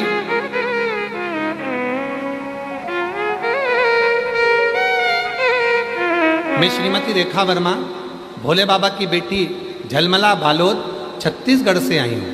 कहीं बैठी हो तो हाथ हिला सकती हूँ। मेरा मोबाइल नंबर ये है गुरुजी। मेरी बड़ी बेटी जिसका नाम हीना है, 2021 से बच्चेदानी की समस्या से परेशान थी बहुत। मेरी बड़ी बेटी जिसका नाम हीना है वो परेशान थी, दर्द में रहती थी। डॉक्टरों ने बच्चेदानी निकालने को कह दिया था। मेरी बेटी बहुत रो रही थी कि उसके कोई बच्चा नहीं है और डॉक्टर कह रहे हैं कि बच्चादानी निकलवा दो। इतनी तकलीफ में मेरी बेटी को देखकर तब मैंने मेरी बेटी से कहा, कहीं पर अगर कथा हो तो एक बार चली जा और उस कथा में जाकर बैठ जा। गुरुदेव, हम लोग यहीं भिलाई में जयंती स्टेडियम में कथा सुनने आ गए। 7 दिन तक हम जयंती स्टेडियम में अपनी दरी बिछा कर रहे और यहीं पर बाबा की कथा सुनी। बाबा की कथा सुनकर मेरी बेटी ने यहाँ की मिट्टी को अपने गर्भ से लगाया और बाबा की ऐसी कृपा हुई कि बेटी की बच्चेदानी को निकालना नहीं पड़ा और बाबा की कृपा से उसके घर में संतान की प्राप्ति भी हो गई। बाबा 5 सितंबर 2025 को मेरे घर में बाबा ने जन्म ले लिया, बेटी ने जन्म ले लिया और बाबा की ऐसी कृपा हुई गुरुदेव, शायद किसी ने नहीं सोचा होगा कि पंडाल में बैठकर कथा सुनने का क्या फल होता है। बाबा 2025 में सितंबर के महीने में मेरे घर में बच्चा हो गया और 2000 बाबा की कृपा से 24 की जो कथा सुनी थी 25 में मेरे घर में बच्चा हो गया। बाबा की कृपा से 2025 में ही मैं शिक्षा विभाग में सरकारी नौकरी में लग गई। बाबा ये शिव की कृपा है। और बाबा तो बाबा है। मेरी एक छोटी बेटी है मोनिका, उसका भी नर्सिंग ऑफिसर के पद पर नियुक्ति हो गई। जोरदार ताली बजाएं, कहीं बैठी हो तो आ सकती हैं। एक पत्र बड़ा सुंदर है। मेरा नाम तारा साहू है, मेरे पति का नाम पवन साहू है। हम ग्राम पंचायत बिजली विकास खंड फिंगेश्वर, तहसील राजिम, जिला गरियाबाद, छत्तीसगढ़ से आए हैं। हमारे विवाह को लगभग 14 वर्ष हो चुके थे, लेकिन हमें संतान का सुख प्राप्त नहीं था। हमने कई डॉक्टरों का इलाज करवाया और अनेक जांचें भी करवाई। डॉक्टरों ने मना कर दिया था कि तुम माँ नहीं बन सकती। तब आखिरी में हम सीहोर पहुंच गए, वहाँ कंकर शंकर की पूजन करी और बाबा का कंकर शंकर पूजन करके कंकर लेकर आ गए, रुद्राक्ष लेकर आ गए। डॉक्टर ने तो मना करा था तुम माँ नहीं बन सकती। रुद्राक्ष को तांबे के कलश में गलाकर शिव को जल चढ़ाकर उसका पानी पीना प्रारंभ करा। सफ़ेद आंकड़े की जड़ का प्रयोग करा और बाबा की कृपा से विवाह के 14 वर्ष बाद दिनांक 17 फरवरी 2026 को हमारे यहाँ पर पुत्री रत्न की प्राप्ति 14 साल के बाद हो गई। हम बाबा को यहाँ प्रणाम करने के लिए आए हैं, बाबा को हम नमन करने के लिए आए हैं।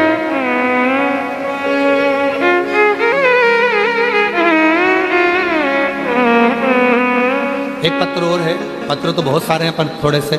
मैं उषा नायक, पति श्री रामस्वरूप नायक, मैत्री कुंज भिलाई से हूँ। कहीं बैठे हों तो हाथ हिला सकते हैं। मेरा मोबाइल नंबर ये है। मेरे 3 बेटे हैं, 2 बड़े बेटों की नौकरी बाबा की कृपा से लग गया है। मैं जितने साल से कथा सुन रही हूँ जयंती स्टेडियम की, उतने साल मुझे बाबा देते हैं। मेरे 2 बेटों की नौकरी लग गई और छोटे बेटे दिनेश नायक, जो बहुत समय से सरकारी नौकरी के लिए प्रयास कर रहा था, आज मैं बाबा को धन्यवाद देने के लिए आई हूँ कि उसकी भी सरकारी नौकरी शिक्षक के पद पर नियुक्ति हो गई है। आज मैं बाबा को यहाँ धन्यवाद देने के लिए आई हूँ। कहीं बैठे हों तो आ सकते। तेरी कृपा का भरोसा कब किस पर हो जाए, जरा सी हम पर कर दो, जरा सी हम पर कर दो। जिस पर भी हो गई तेरी कृपा करुणा, भव पार हुआ, भव पार हुआ। हो चाहे जितना उसका भी बाबा उधार हुआ, उद्धार हुआ। विद्या जान गणिका जैसे तेरे मन को भाए जरा सी हम पर कर दो, जरा सी हम पर कर दो। कृपा का क्या है भरोसा कब किस पर हो जाए, जरा सी हम पर कर दो, जरा सी हम पर कर दो। ये बेटी का नाम है खुशबू पटेल और नवापारा जिला रायगढ़ से आई है। 5 सालों से नीट का एग्ज़ाम दे रही थी, क्लियर नहीं कर पाई थी। आखिरी में यहीं बाबा के पंडाल में 2024 की कथा सुनी। 25 से 31 जुलाई 2024 में जयंती स्टेडियम में कथा सुनी। पहले विश्वास नहीं था, बाबा से घर पर बोली मैं भरोसा नहीं करती, पर लोग कहते हैं सियोर वाला बाबा कथा कहता है पंडाल से जो मांग कर जाओगे वो मिलेगा। मैं भी आंख बंद कर बैठ गई। आपने श्री शिवाय नमस्तुभ्यं कहा 5 बार, मैंने भी कहा और बाबा से मौन होकर अपने मन की बात कही। आज मैं बाबा की कृपा से MBBS फर्स्ट ईयर की स्टूडेंट हूँ। बाबा की कृपा से मेरा नीट क्लियर हो। जोरदार ताली बजा दो।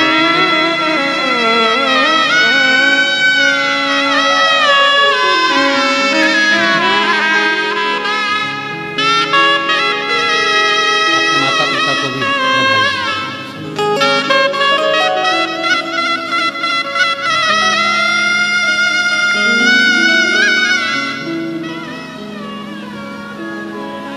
शिव कथा कहती है महाराज, भगवान का चरित्र कहती है। तो रोती क्यों है? मेरा शिव तो आंसू देखता नहीं। बाबा मेरे पास पैसा नहीं है, मैं अब कोई अनुष्ठान नहीं करा सकती, मैं अब कोई यज्ञ नहीं करा सकती, मैं कोई अब पूजा नहीं करा सकती। मेरे पास धन नहीं, पैसा नहीं। क्यों चिंता करती? संत ने चंचुला देवी से कहा, चंचुला ये लो, ये पानी से भरा हुआ लोटा है। जो शिवालय मिले उस शिवालय में 1 लोटा जल चढ़ा दो। जा जा चढ़ा। जो शिवालय मिले तेरे को उसमें जल चढ़ाना प्रारंभ करो। और मेरी जीजियों, शिव महापुराण की कथा कहती है, चंचुला देवी का चरित्र कहता है कि लोग कहते हैं हम केदारनाथ जा रहे हैं, लोग कहते हैं हम अमरनाथ जा रहे हैं, लोग कह रहे हैं हम वहाँ जा रहे हैं। हमारा निवेदन है सबसे पहले अपने घर के पास में जो शंकर का मंदिर है, शिवालय है, वहाँ 1 लोटा जल चढ़ाना प्रारंभ कर दो। फिर केदारनाथ अमरनाथ जब चाहो तब तुम तुम्हारा मन पड़े फिर जब जाओ, पहले जल से।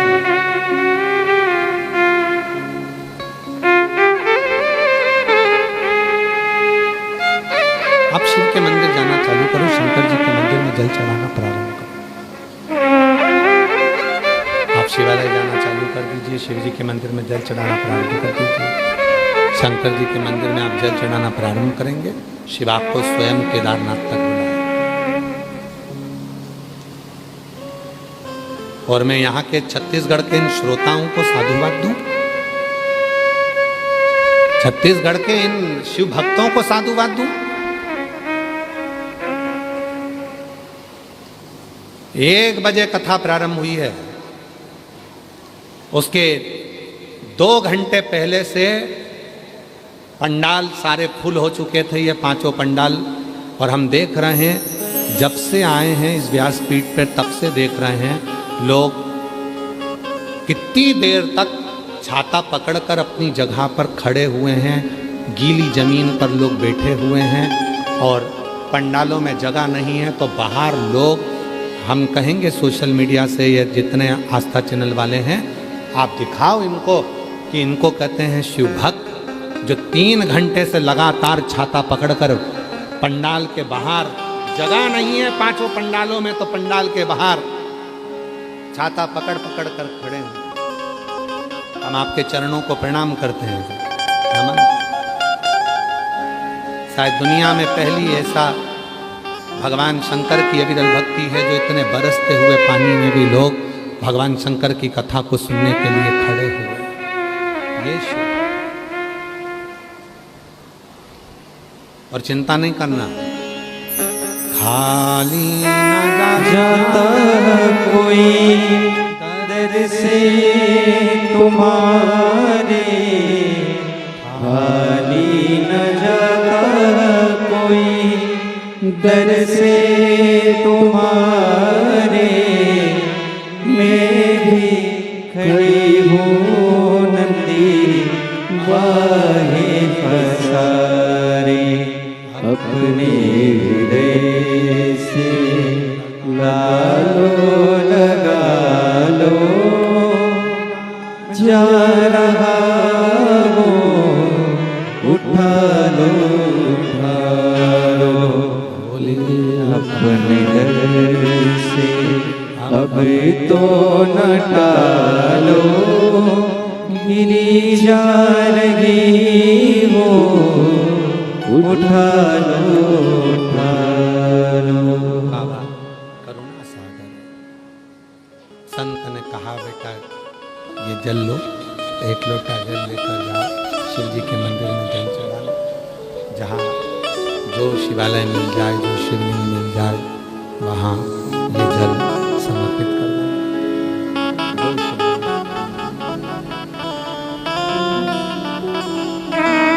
आज इस व्यासपीठ से कहकर जा रहे हैं, बहुत बड़ा यज्ञ नहीं कर सकते, बहुत बड़ा अनुष्ठान नहीं कर सकते, बहुत बड़ा व्रत नहीं कर सकते, बहुत सारा धन आप कहीं लगा नहीं सकते, तुम्हारे पास कुछ भी नहीं है, घर में एक लोटा जल तो है। यदि वो भी आप शिव को देना प्रारंभ कर दें तो आपकी जिंदगी में जितने बड़े बड़े यज्ञ होते हैं उस यज्ञ का फल मेरा महादेव ही देता है। तो तुम्हारे एक लोटे जल से फल,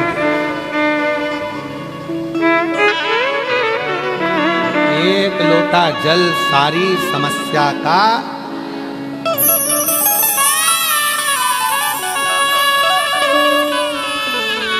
जो दोगे वो मिलेगा। तुमने एक लोटा जल महादेव को दिया है, इसलिए सावन के महीने में श्रावण के पवित्र अवसर पर 2 दिन से कथा चल रही है, आज दूसरा दिन है। लगातार जब कथा चालू होती है 1 बजे से 4 बजे तक जल वृष्टि चलती रहती है। धीरे धीरे धीरे धीरे ऐसा लगता है जैसे कैलाश में, जैसे केदार में, जैसे अमरनाथ में बैठकर हम कथा का रसतत्व ग्रहण कर रहे हैं, वैसे भाव से आप कथा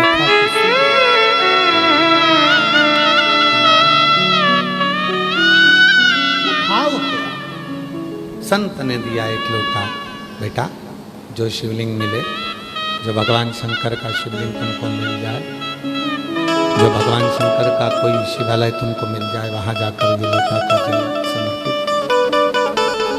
और सुनो, एक दिन नहीं, रोज, प्रतिदिन, रोज समर्पित करो।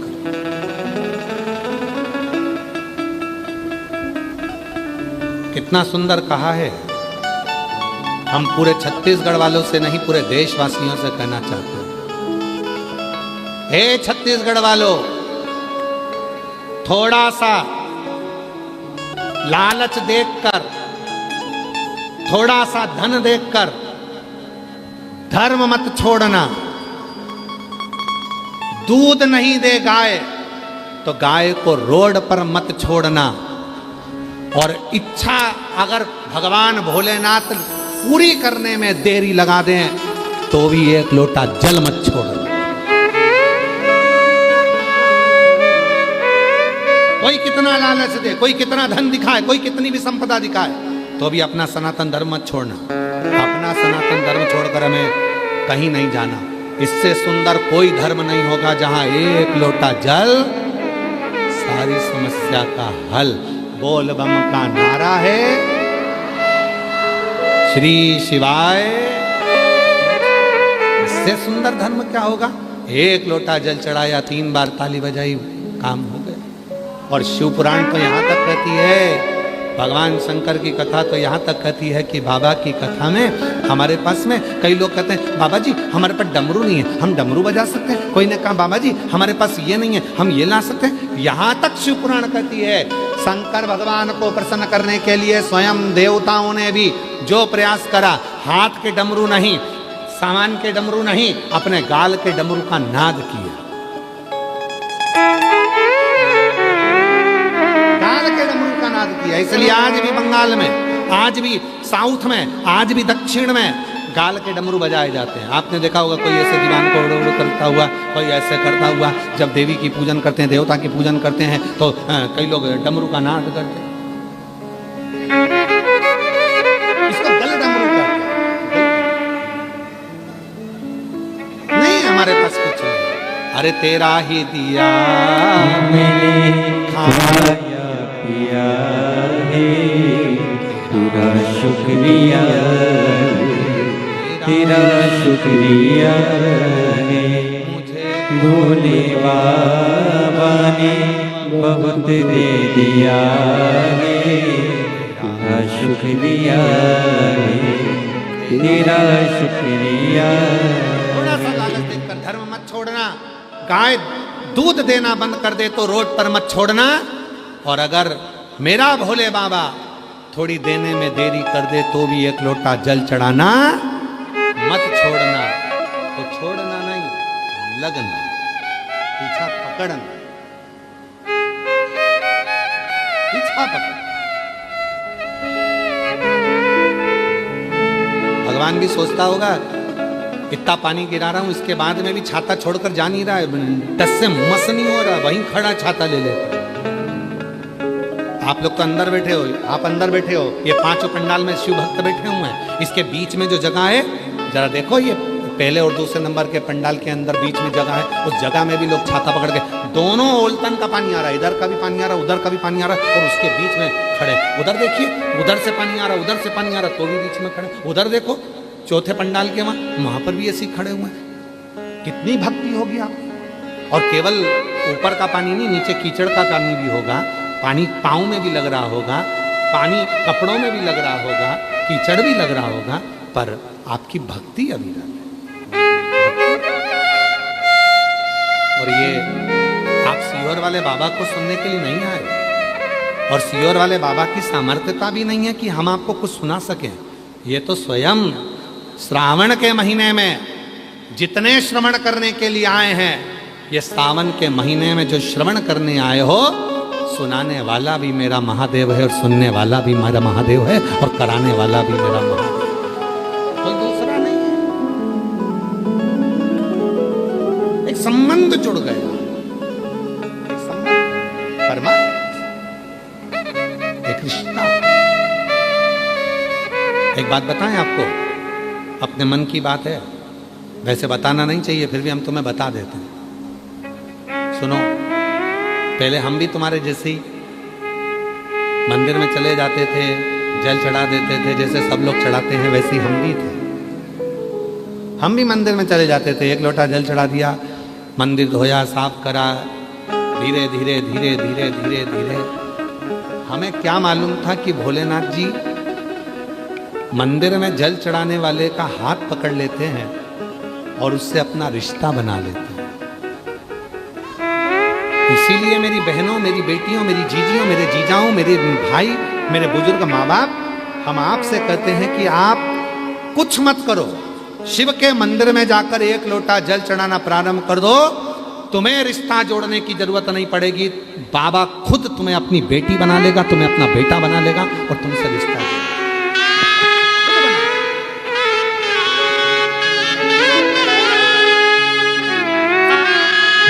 रिश्ता तेरा मेरा सबसे प्यारा, रिश्ता तेरा मेरा सबसे प्यारा। तू मेरा बाबा, मैं हूँ तेरा नाना, मैं हूँ तेरा नाना। तू मेरा बाबा, मैं हूँ तेरा लाला, मैं हूँ तेरा लाला। वो खुद जोड़ लेगा, तुमको नहीं जोड़ना। तुम तो केवल जाओ, एक लोटा जल चढ़ाने के लिए, मंदिर को साफ करने के लिए, मंदिर को धोने के लिए, मंदिर को पोछा लगाने के लिए तुम तो जाओ। केवल जितना आप मंदिर को क्लीन रखेंगे उतना आपका मार्ग भी साफ होता रहेगा। स्वयं को करना है, कोई दूसरा नहीं करेगा, खुद को। हम भी आपके जैसे जल चढ़ाते थे, पोछा लगाते थे, मंदिर साफ कर देते थे। उसमें भी हमारा लालच था। क्या लालच था?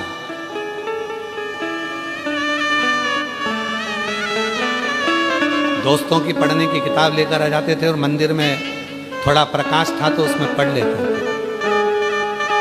एक लालच और था कि घर में कुछ था नहीं खाने के लिए, मंदिर में बैठ जाते थे तो थोड़ा बहुत कुछ चिरौंजी चना दे जाता था तो वो मिल जाता था तो अच्छा लगता था।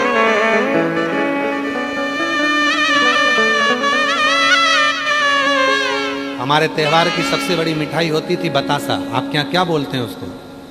बतासे। हमारे जीवन की सबसे ज्यादा मिठाई हमने खाई है तो वो बतासे ही खाए। दिवाली आती तो बतासे खाते थे, होली आती तो बतासे खाते थे, कोई बड़ा फंक्शन होता था तो बतासे खाते थे। हमारे जीवन की सबसे बड़ी मिठाई बतासे। कोई चिरौंजी और चना दे जाता था तो उस दिन दिवाली हो जाती थी कि आज इतना सारा चिरौंजी चना नारियल फूटा हुआ इतना इकट्ठा हो गया है, आज बड़े प्रेम से हम सब मिलके खाएंगे। वो पूंजी थी। वो देवता कौन था? जिसके मंदिर में बैठते थे। वो देवता कौन था? जिसके मंदिर में एक लोटा जल चढ़ाते थे। और कभी कभी अपने बाल्यकाल में भी भोलेनाथ जी से कभी ये नहीं कहा कि बाबा हमारा ये संकट है। क्यों? जिस सेठ के घर में काम करते हैं ना, उस सेठ को कहना ना पड़े और सेठ सब समझ जाए तो समझना कि सेठ है, वरना वो तो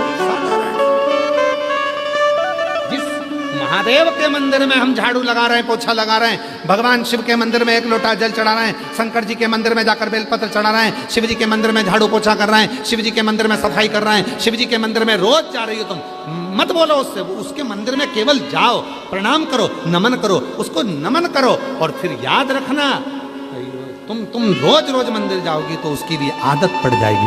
आदत पड़ेगी तो वो एक ना एक दिन तेरे आंख के आंसू को वो पोछेगा और तेरी झोली खुशियों से भर देगा।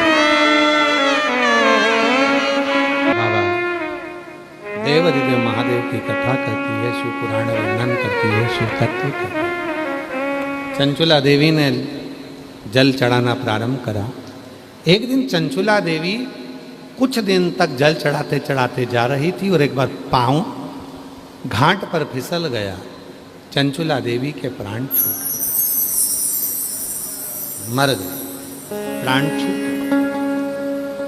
अब कई लोग कहते हैं हम तो शिव जी को जल चढ़ा रही थी चंचुला देवी, फिर काय को घाट पर पांव फिसल गया, क्यों मर गई? अब उसमें तो भगवान भोलेनाथ जी की इच्छा।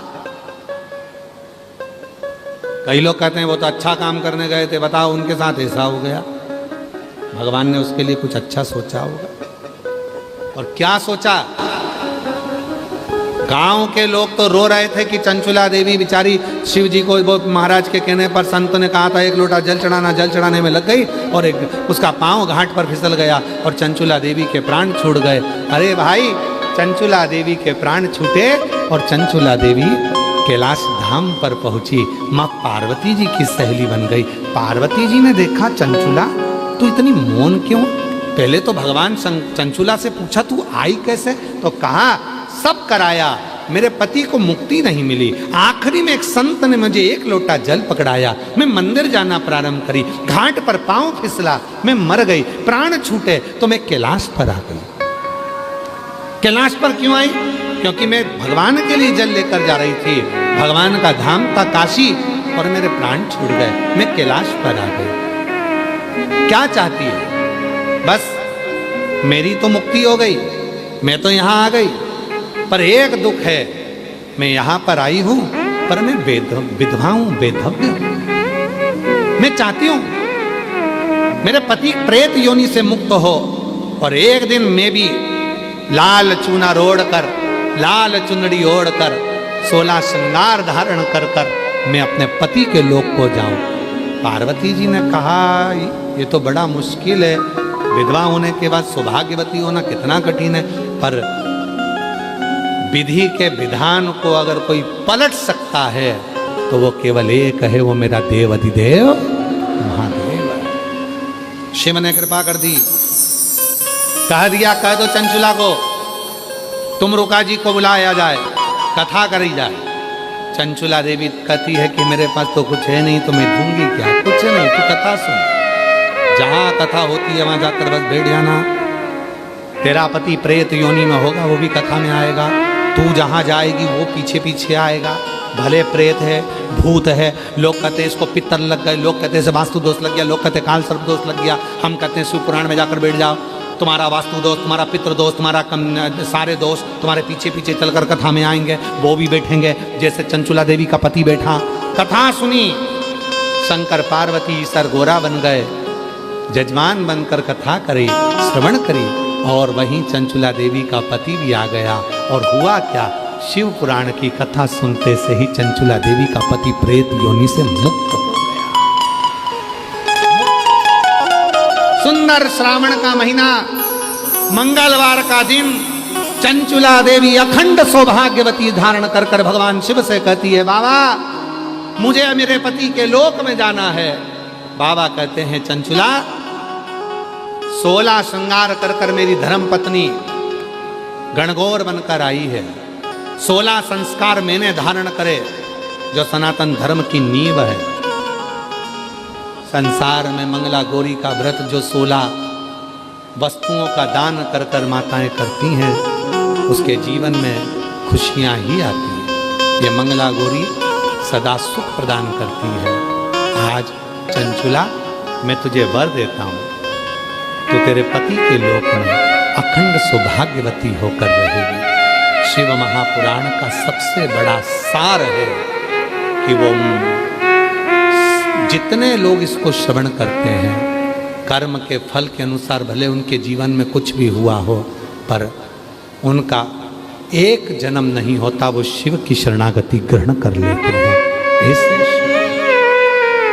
आगे अर्धनारीश्वर भगवान का स्मरण हुआ, ब्रह्मा विष्णु महेश का वर्णन आया। सुंदर अर्धनारीश्वर भगवान के सुंदर स्वरूप का दर्शन होता है। जोरदार ताली बजाएं। आज द्वितीय दिवस की कथा यहाँ विराम होती है। कल कथा का प्रति दिवस रहेगा। बड़े भाव से कथा सुनकर अपने जीवन को सार्थक करें। हर हर